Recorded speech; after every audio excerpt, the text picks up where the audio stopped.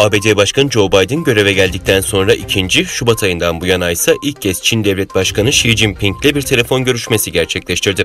Beyaz Saray'dan yapılan açıklamada dünyanın en büyük iki ekonomisinin liderinin 90 dakika süren görüşmede Çin-ABD ilişkileri ve ortak endişelere odaklandığı belirtildi. Çin-ABD ilişkileri gerilimli seyrederken iki taraf ticari anlaşmazlıkların bir çatışmaya dönüşmesini önlemeye çalışıyor.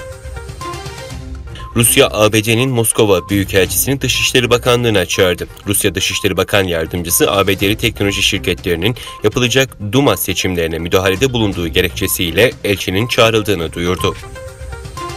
Çin soykırım fiillerini dünyaya kanıtlayan Uygur Mahkemesi'nde ikinci duruşmalar dün başladı. Birleşik Krallığın başkenti Londra'da yapılan duruşmalarda Çin'in toplama kamplarının tanıkları yaşadıkları dehşet anlarını ve insan hakları ihlallerini bir anlatıyor. Almanya Cumhurbaşkanı Frank-Walter Steinmeier, Türkiye ile Almanya arasında imzalanan İşgücü Anlaşması'nın 60. yıl dönümü vesilesiyle Cumhurbaşkanlığı Sarayı'nda Türkleri kabul etti.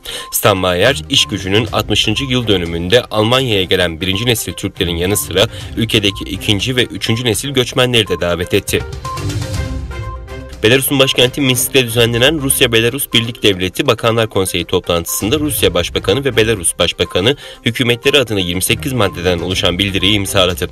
İmzalanan bildiriye göre de Rusya ve Belarus, Batı'nın ekonomik yaptırımlarına karşılık ortak hareket edecek. Hollanda'da hükümet korunmaya muhtaç doğal alanlarda gereğinden fazla nitrojen seviyesini düşürmek için hayvancılığa da el atmayı planlıyor.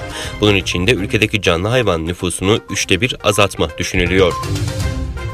İsveç'in Holland bölgesinde yeni doğan bebeklerini Rusya Cumhurbaşkanı Vladimir Putin'in adını koymak isteyen ailenin talebi reddedildi.